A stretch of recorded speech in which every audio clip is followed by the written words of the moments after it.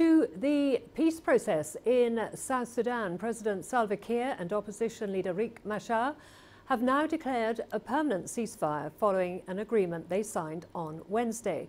The agreement required a permanent ceasefire to come into force within 72 hours. Well, both men have ordered their forces to cease any hostilities. Well, for more on this, we can go live to Liling Tan. She's joining us live from New York. There appears to be an indication that the latest peace deal in South Sudan will be implemented. What's the view of the UN on this agreement?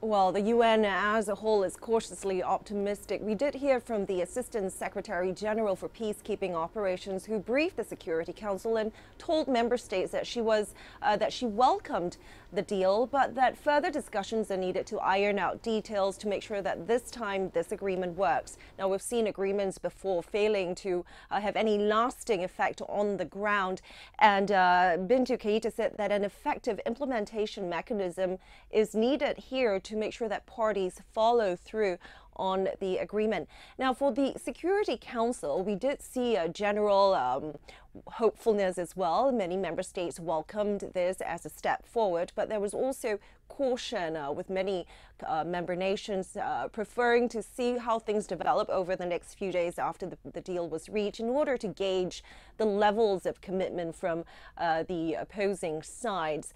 We heard from the Secretary General himself, who said he was encouraged by the level of engagement, but also urged parties to demonstrate political leadership here to make sure that this deal, that the terms of the deal, that they follow through on the terms of the agreement.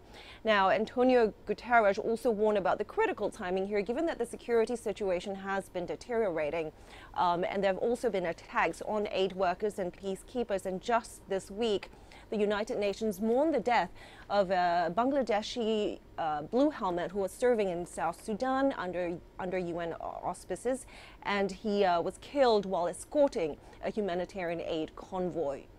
Now, we also heard a lot of concerns about the humanitarian situation in this conflict that has led to tens of thousands of people killed, 4.4 million people displaced, according to the UN Refugee Agency, since the war began. And also there is intensifying concern now as the food crisis has been worsened by fighting, and the country is heading into its peak hunger season. Okay, Liling Tan in New York, thank you for that update.